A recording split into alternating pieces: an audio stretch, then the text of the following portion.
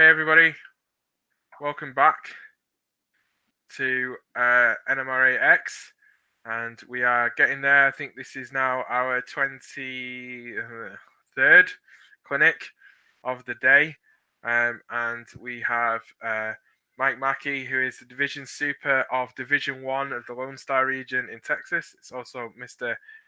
Mackey MMR, Master Model Railroader, and Mike's great structure builder and detailer, and that's what Mike's going to talk to you all about tonight.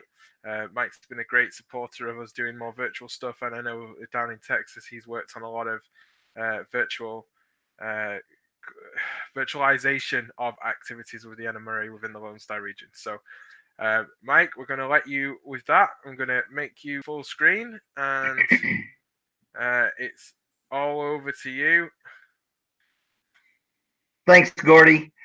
Hello, everybody. It's great to be here. I'm certainly want to express my appreciation to Gordy and to Speed and to everybody who has been working to put this whole event together. You guys are doing a great job. I also want to take just a moment to invite everyone that's out there to go to our Facebook page for our division. Our Facebook is the NMRA Lone Star Region Division 1 Facebook page. You can go in there. We'd love for you to like us. We'd like for you to follow us. You can also follow our division on our regular web page, which is cowcatcherdivision.org. We've got a really great group of people that are working to do a lot of things for our website, and so you can buy merchandise for our division. There's money comes back to our division, and it's a fundraiser for us. So if you want to get a shirt, I'd certainly like for you guys to be able to do that. So today, I asked a friend of mine. I said, if you were coming to this clinic today, what would you be looking for in learning how details make the difference? And we kind of broke it down and summarized it to several different bullet points. One is, how can I improve my models? The types of details that we want to add to the model. Where can I get those detail parts? And then how can I prepare them? But as we get to that area, I want to talk to you guys just briefly and talk to you about setting the scene and have a scene tell a story. And then there's scenes within a scene. So at this point, I'm going to switch cameras here, and we're going to go to a different scene right here. And we've got a building, and let me turn on a light here so you can see it a little bit better. We've got a building here that is a nice little building. I mean, it's constructed well. It's a Campbell kit. This is a Montgomery feed, and it's a nice little building, but it doesn't show any life. It doesn't have character. So I want to show you here that just by adding a few little things as detail parts, how the building really comes to life. We're going to take this ladder and we're going to stick it right down here. Well, if I can get my tweezers to hold it right.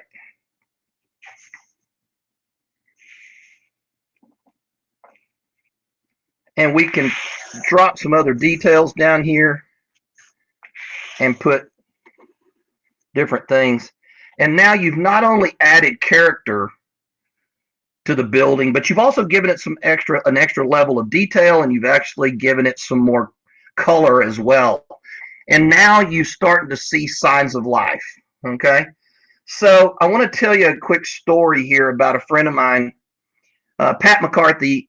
Lives over in Jackson, Mississippi. He is a division superintendent in the Magnolia division of the Southeast region. And Pat was building a church one time. It was a CC Crow model. So if you've ever built those, you know what kind of structures those are with the hydrocal walls and everything, and they're pretty difficult to make.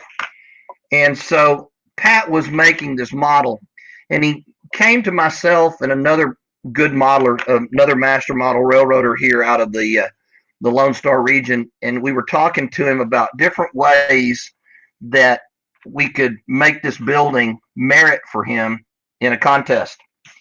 And so we started talking about him and said, so define the church. What kind of church is it? Because that makes a huge difference as to what kind of detail you're going to put in the church.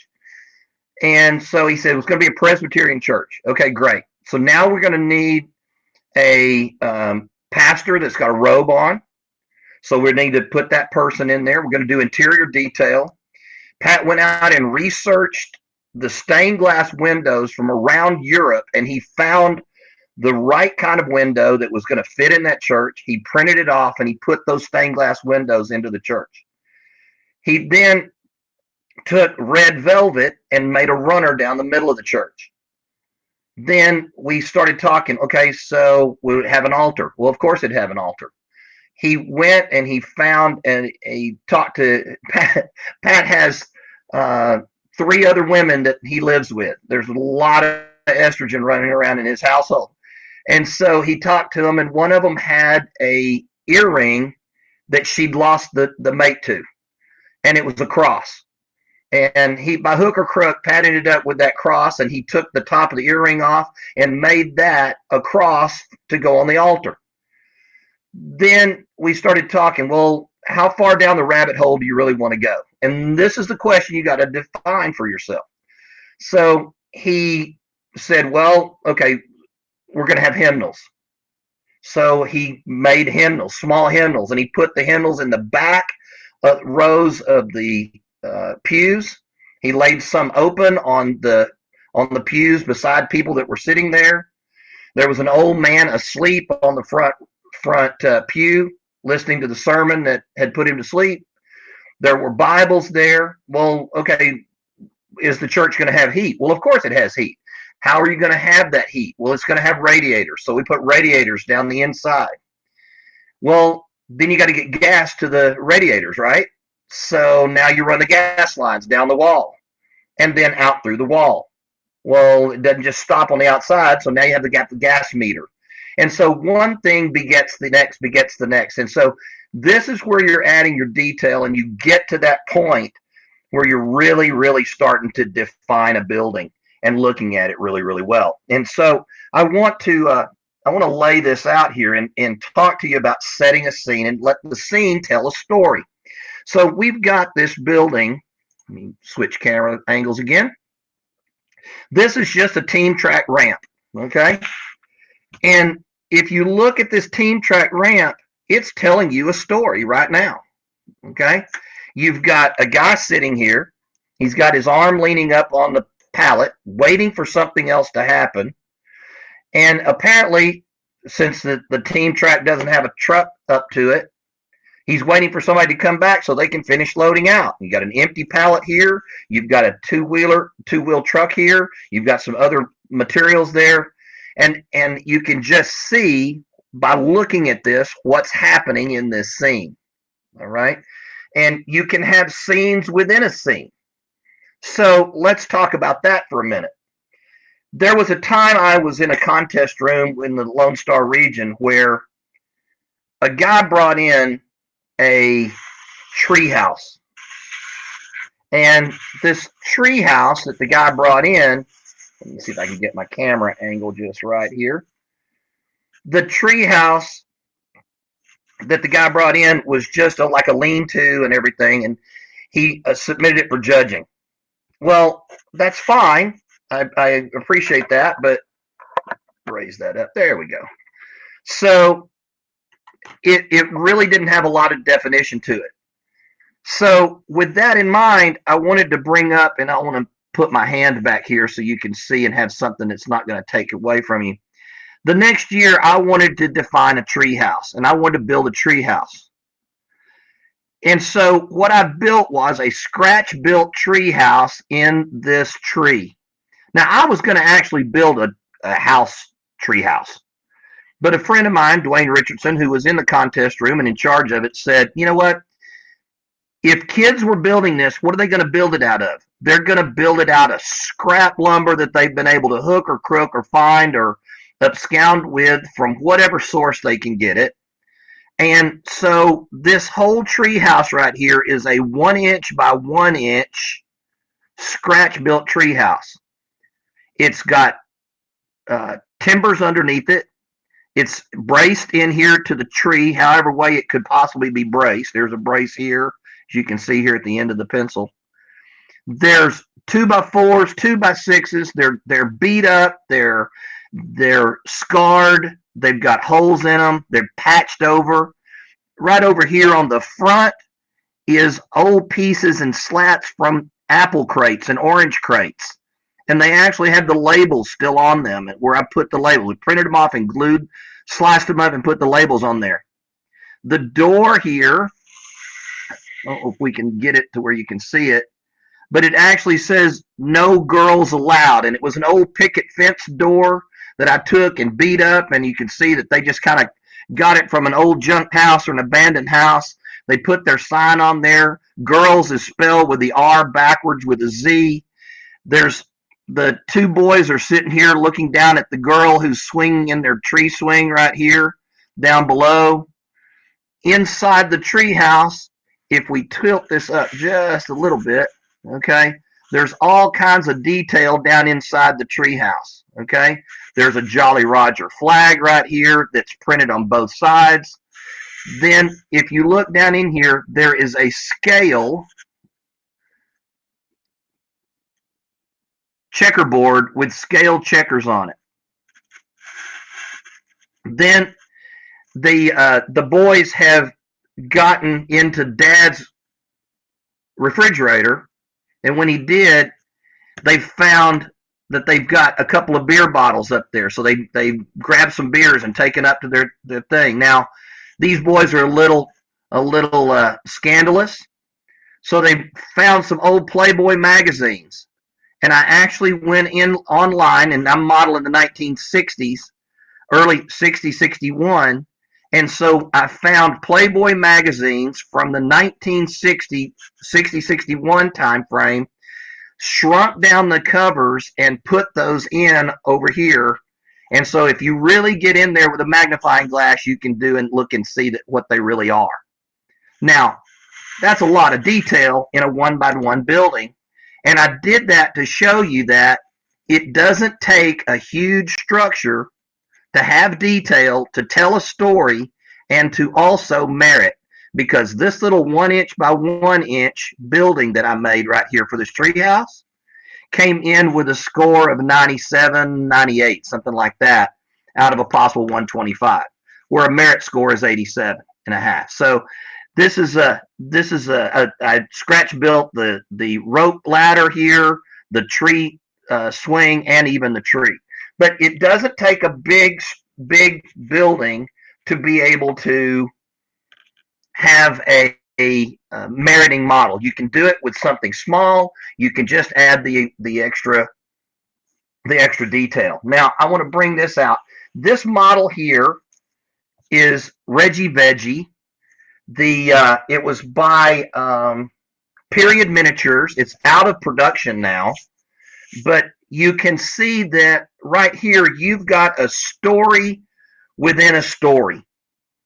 The whole building is a story. It's a scene, but then within the scene, you've got other scenes. For instance, you've got the man leaning up against right here with his hand on the fender of the pickup truck, waiting for something to happen.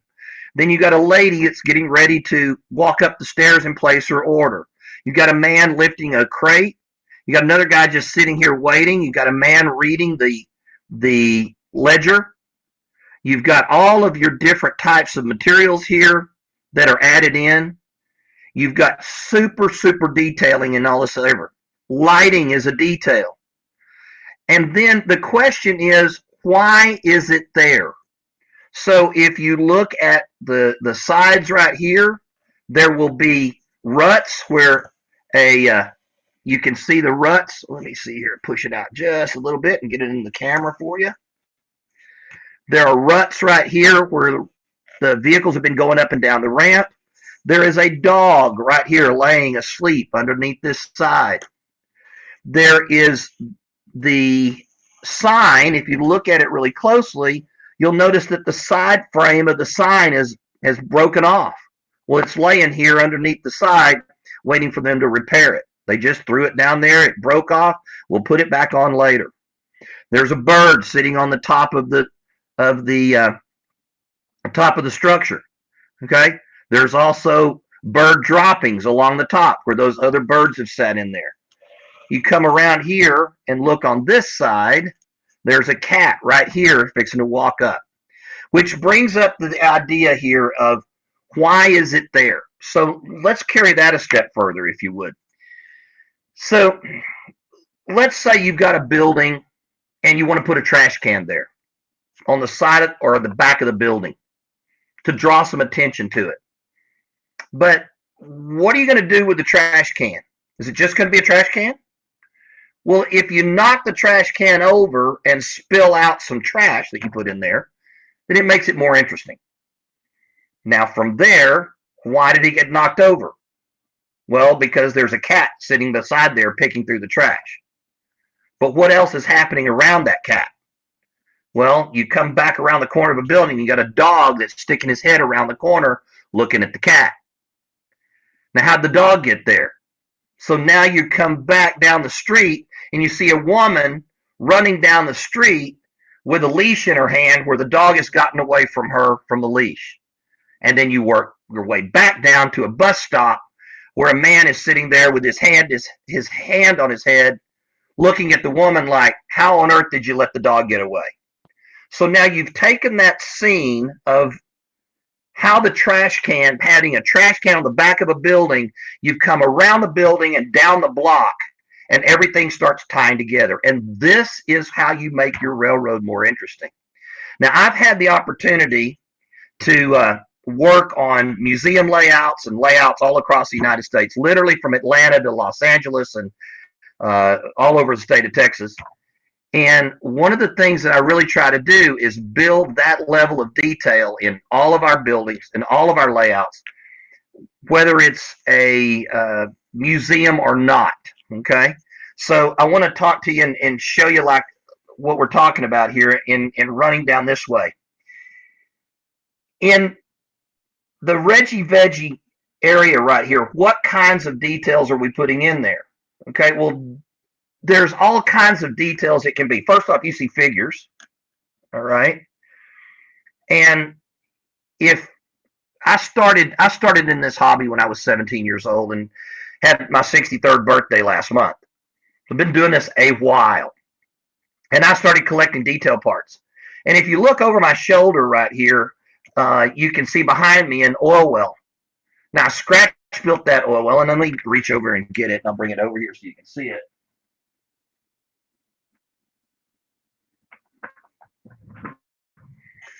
This oil well, I Scratch built it. I built it in. It's got MBWs all over it.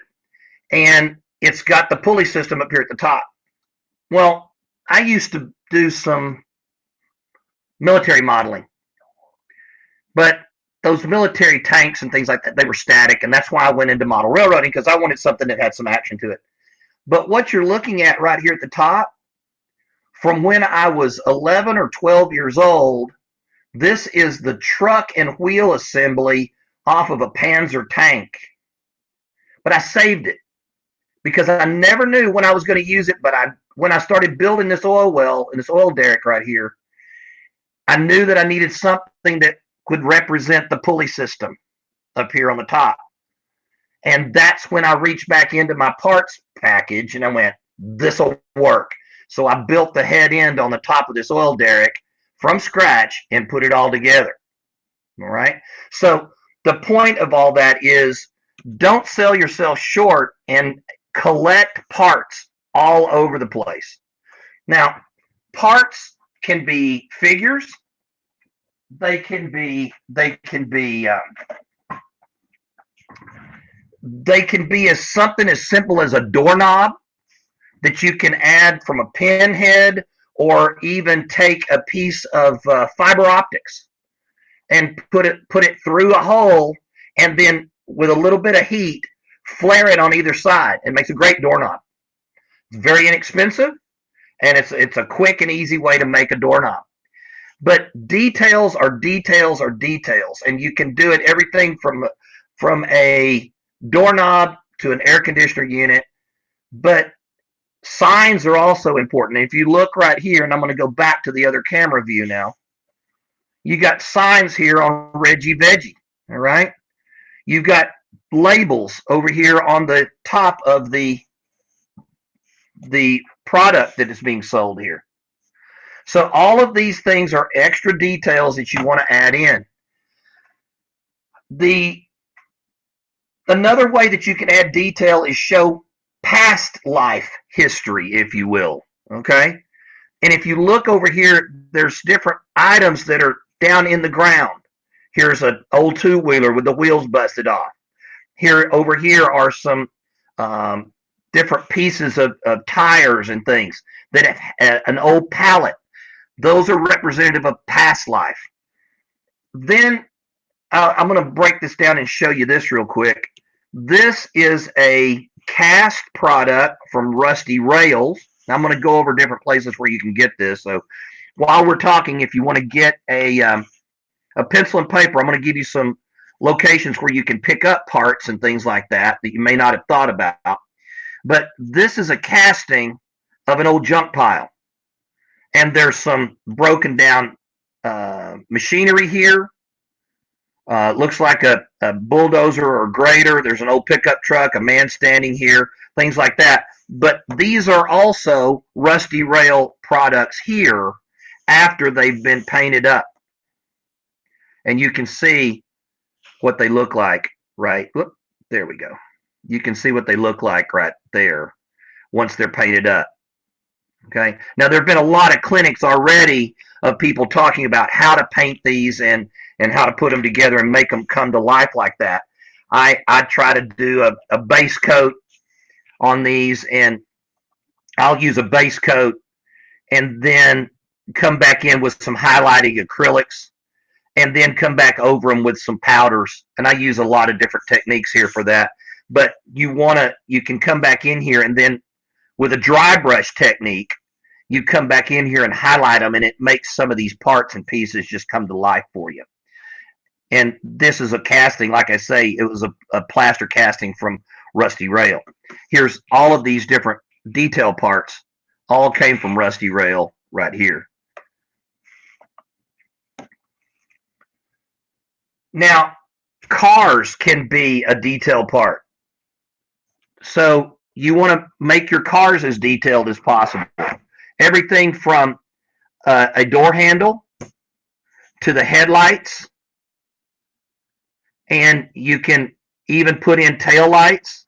Okay, make your wheels right here and your hubs a different color. Paint those up. Here's another thing that people sometimes forget.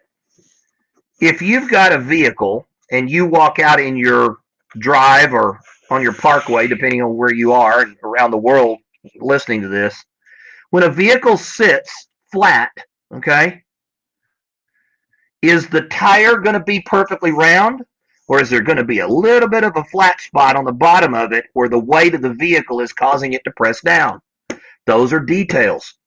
But you got to think about putting that in there and having that, adding that to it, so it gives it the look that it's actually there, and it's not what I like to call the Dorothy effect. Okay, if you've ever watched The Wizard of Oz, what happened whenever the tornado lifted Dorothy's house? It came flying down, and it just sat down. Now, this is a perfect time for me to bring in this structure. Okay, this was built at a Miles Hale clinic that we had at a convention where I was the chairman in 2016. And we scratch built these in an hour. All right. But look at the detail. We've added a smoke jack. It's got bracing on the top of it where you can see where the braces come in. Okay. It's lit with the plug system from Woodland Scenics. It's got people sitting on the front porch. It's got flower pots. There's a young man sitting here listening to his parents pontificate, I guess. There's a dog right here on the side that's sniffing around. There's another flower arrangement, a pot on the back. And here's another thing. Look at how it's painted and the detail on it. If you look at this building, okay, it's kind of hard to tell, but with the lighting, let me turn this light off for just a second, and it'll let you see here. If you look at this, you'll notice that underneath the eaves of the house, okay, it's cleaner than it is down here on the base, on the bottom, because this area is protected, and it's going to be protected from the wind, the rain, and the sun. So the paint is not going to deteriorate right under these eaves as much as it is. Let me see if I can get that. There's a good way you can see it right there. The paint underneath the eaves is not going to deteriorate as much as it is here. Also, down across the bottom of the building, okay, the detail here is that you're going to have splash from where rain hits and splashes dirt up on here. You'll also notice that right here, underneath the smoke jack, there's a little bit more dirt right there. Now I'll turn this light back on for the underlighting there. And you can see that there's extra dirt right in here from where the smoke jack has rusted and some drippings from the metal have come down this side. Right? You'll also notice that on the front steps, it's worn in places, especially around the front door. And all I did was just go in there and scratch it up a little bit, sand it down a little bit so that it's got the pattern of wear from where people have been walking up to the to the front door to go in the house. So those are different things, but the door at the effect that led me to show you that is where something just sits on the ground right in front of something, and it's not actually soaked in or whatever. So whenever you're doing your buildings, some people like to put them on a platform and then cut that out so that you can lift the building out and maintenance it. That's what I did with this one here. You definitely want to show that life happened. That's the main thing that you want to do with your building, and you want to look at it from that angle. Animals are a huge way to do it. I was talking to another friend of mine earlier, and we were talking about the old Burma shave signs that were that people had down the streets years ago. And for those of you who are youngsters and you millennials who don't know what Burma shave is, look it up. It's really great. You can actually see how Burma shave, they used to advertise down the side of the road, and some of you older folks can definitely attest to that. There's even Burma shave signs now that people have come up with for social distancing right now for us. So you can add a little flavor to your model railroad with Burma shave signs for today if you wanted to. But those are ways that you can have signage that are details, animals that are detailed. Let's look at this building. This building right here is a microscale models Montgomery broom factory. Again, this whole building is a scene by itself, but there's scenes within the scene. So if we start on this side, the lighting here, okay, you've got lights right in here all across, and lights add so much to a building, especially, and they're on right now, so let me see if I can turn this off and let you see some of the lights. They've got the light shades on there, and it's difficult to see because I'm trying to make sure that you guys have enough light to see what's going on with the structure. But there's lights all around the building. I'm counting 1, 2, 3, 4, 5, 6, 7, 8, and then 9, 10, and there's another 6 on the backside. Okay. So signs of life. When you're adding details like lighting to a building, think about this. You don't have every single light. If you go out at the night and you look up and down your street where you live, you're going to see lights of different intensities and lights of different color. So don't use all the same kind of light bulb on your layout whenever you're building your buildings. have different light intensities, have different light colors, and even within the same structure, you may want to do the same thing. So you can have different resistor values to have the lights changing colors and intensities. Also, when a light is turned on or off, if you start to add animation to your buildings, think about this. If you have a building that's got, let's say you got a house. You've got a house that is got a living room with a television in it. So with some of the electronics that are available, specifically Arduinos, you can now program them to where the television is flickering in the room. Then you can have a light come on in the bathroom, but you don't stay in the bathroom very long, so that light's not going to come on. It's going to turn on for just a little bit. It's going to go right back off.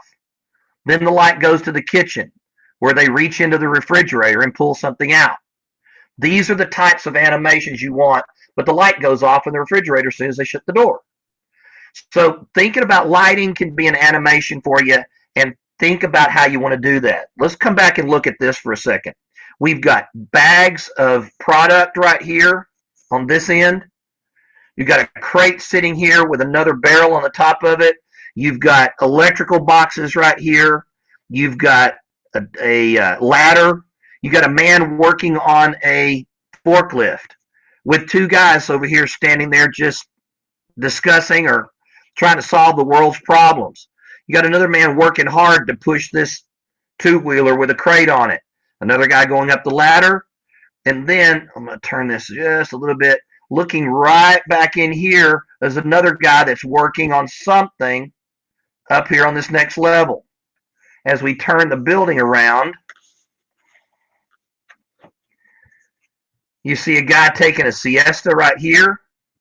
Another guy walking up. There's a trash can. There's a barrel with wood that's put in there. You've got a cat right here. You've got another guy stacking crates right here. A lady walking in the door, another lady here, and a guy that's standing right there. You've got a worn out sign right here, a guy that's climbing a ladder. So this whole building right here. Oh, and don't forget the guy leaning out the window talking to the people downstairs right here. It shows signs of life. And that's what you really want to do on your model railroad, is to bring it to life rather than just having a building that's sitting there and just static. Now, where can you get details? Well, I want to show you one more building here. I want to bring it over if I can get it to get here. I was mentioning Pat McCarthy earlier, the guy over in Mississippi. And Pat's an excellent modeler. I've been modeling with him for about 35 years now. We met at a club in Garland, Texas, and he now lives in Jackson, Mississippi, and I'm living in Fort Worth. So we've still modeled together, and I'm very fortunate to have him to occasionally get models and put them and build them and bring them to my layout. And this is one of them, a little engine house, 2-stall engine house. But whenever another friend of mine gave me this engine house because he wasn't going to use it, and Pat said, I want to try something with this. So he took this, and the only thing on this building were 4 walls. It did not have a roof. It didn't have the doors. It didn't have anything in it. And Pat took it, and now let's see here. I'm going to take the roof off. The roof is removable in 3 sections. Actually, that one doesn't come off in the back. Oh, yeah, it does. There you go. All right. And let's see if I can. There we go. The lights are back on. I've got a little temporary light hookup for it. I'm going to turn this up so you can see it. And look at the detail that's all inside this building. You got detail after detail all the way through this building. And I just knocked off my temporary light controls. So we're just going to do it this way, guys. Let the light shine in this way. All right. So we've got all kinds of shelving, people working. Pat looked for probably close to a year before he finally found the right trolley system that he wanted to install here for an overhead trolley to be moving up and down this track right here to help with engine repair. There's doors that are the custom built doors right here for this particular engine house, and this goes on the narrow gauge section of my layout. I've got an HON3 layout, half and half, and that models the cotton belt. I used to work for the cotton belt, and that's where a lot of folks don't realize it, but the cotton belt at one time was the second longest narrow gauge mainline railroad in the United States, running all the way from East St. Louis, Missouri, all the way down to Gatesville, Texas, all narrow gauge. And then they converted to standard gauge in a 48-hour period. Amazing story. Look it up. It's unbelievable how they converted that railroad. They closed one night. They went from at midnight on a Friday night. They closed the layout or closed the railroad and started making the conversion. And at 12:01 on Monday morning a.m., they came back in and were running a standard gauge railroad where they had just been running a narrow gauge before. They already had all of their ties in place, but they still did all the conversion in 48 hours. It's really amazing story. So the details where you can find them, there are all kinds of traditional sources. Here's where you can write down some sources if you would like. Scale Structures Limited. A lot of the details that are in this building right here came from Scale Structures Limited. Woodland Scenics offers some detail parts and vehicles that you might like. Precision Scale also is another source. Cal Scale. Some of these are places that I've been doing.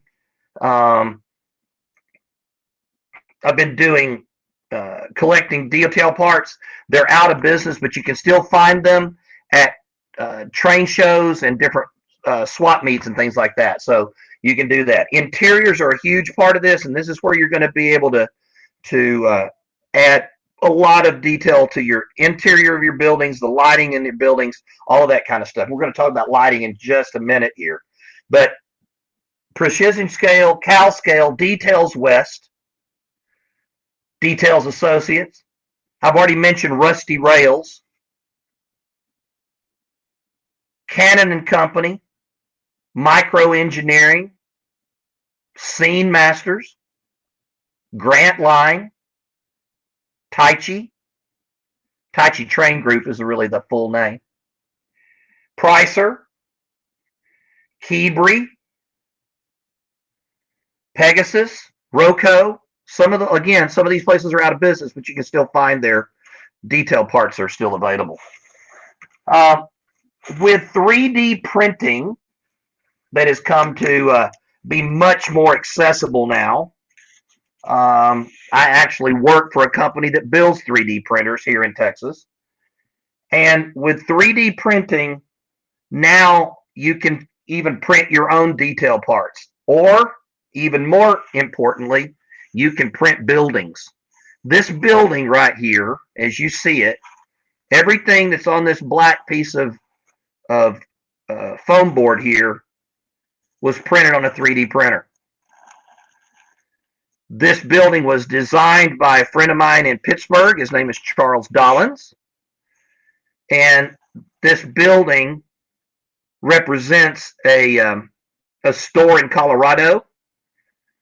And the whole building is plastic. Even though it looks like wood, it was given a treatment to actually look like wood by another friend of mine by the name of Bob Brindle, who lives in Arlington, Texas. But he did all the weathering, the construction on this, and Bob builds award-winning models. But as you can see here, these crates, these barrels, all of this was printed on a 3D printer. The chimney, here's pallets over here, another crate, and the entire structure was all 3D printed. Now, I've gotten the settings on my filament printer. It's not a liquid printer, like not a liquid resin printer, but with my printer, I can actually print Haydite blocks, cinder blocks that have the hole through them and are perfectly. There's no cleanup involved or anything like that. The settings are so fine that you can actually do that and actually use them, paint them just like you want to, and use them as a detail around your building. Besides 3D printing, start looking at things around your house with a different discerning eye. Whether it's a gear out of an old throwaway clock or something like that, think about it, because you could now use that gear in another area on a building as a detail part. Which brings me to the next thing I want to talk about is the angle where we're looking at our railroads. Many times you're looking at the roof, looking down. So you really want to stack your details on the top of the building, looking down. Add piping, air conditioners, roof vents, things like that. And here's something that I want to point out. This building right here has no roof stack on it. It's got a chimney, but it has no roof vents. So what does that tell you? Think about it here for a second.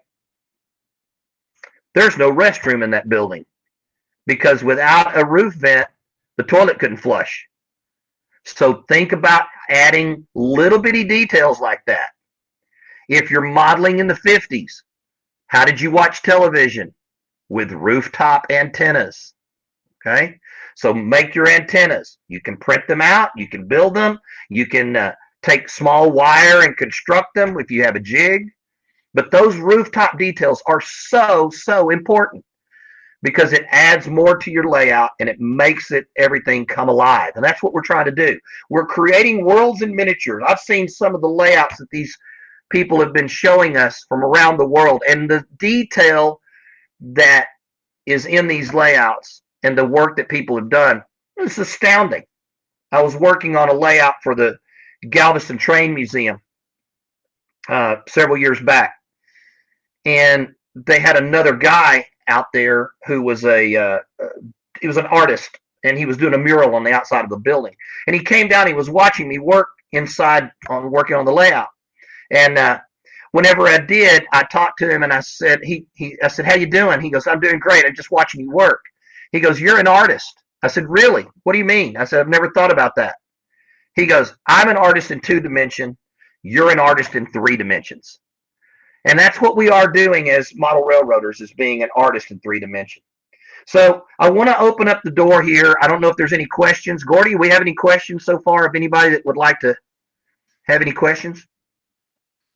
We do. Just let me make you a little smaller so that people can see me actually asking you the questions.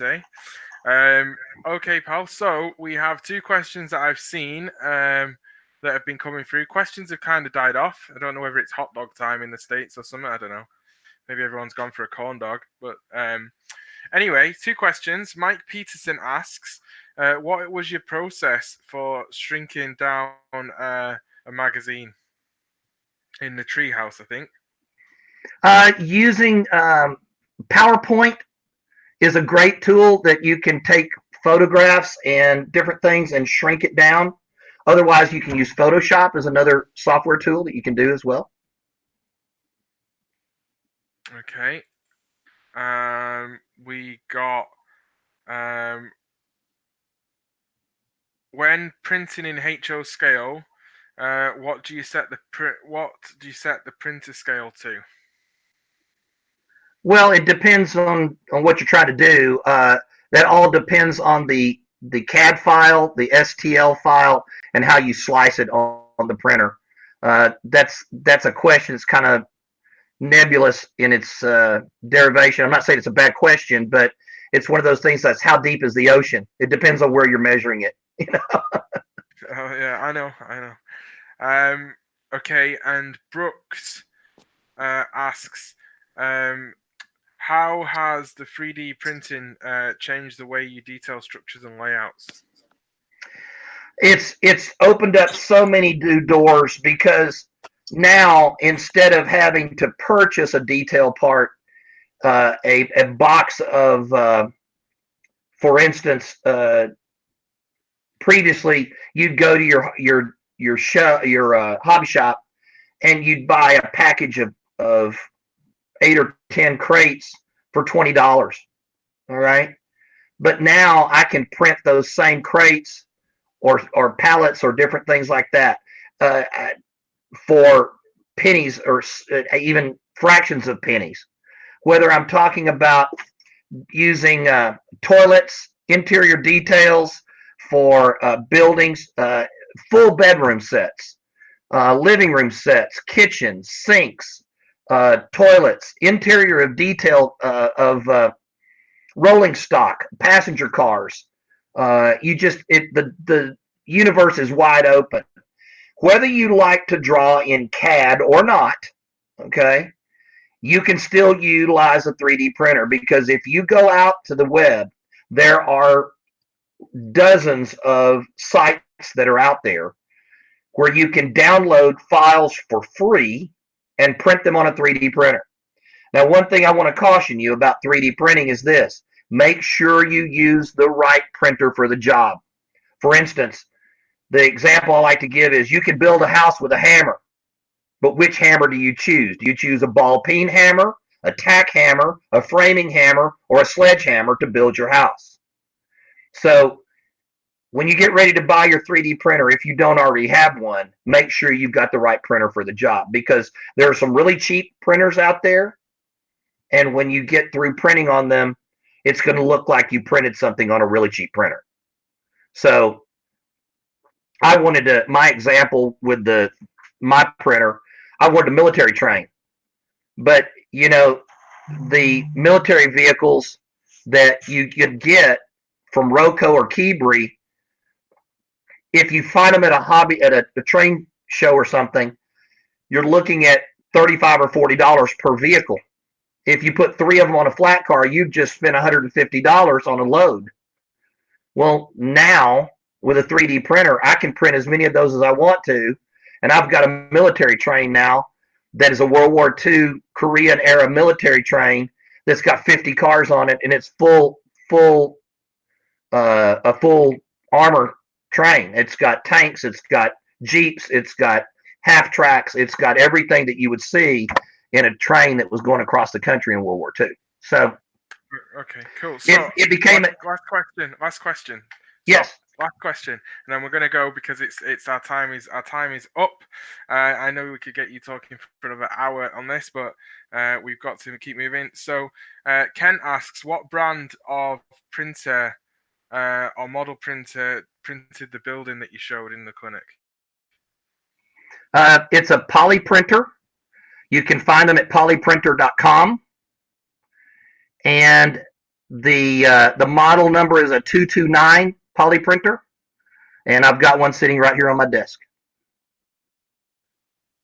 All right, well, I think that's it. I think what we will do, sorry Chris, just missed it. We've been asking for questions for a while, so I've just seen Chris ask the question, but we're out of time. So hopefully Mike will go into the comments and answer Chris Galvin's question in a sec as a reply. We're going to just cut away now.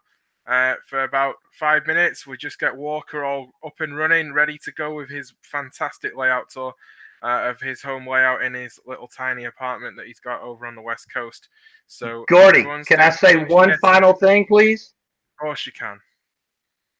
I want to invite everybody to come to the 2023 National Convention held right here in Dallas-Fort Worth. It's going to be a great show. Everything's always bigger and better in Texas, as you've always heard.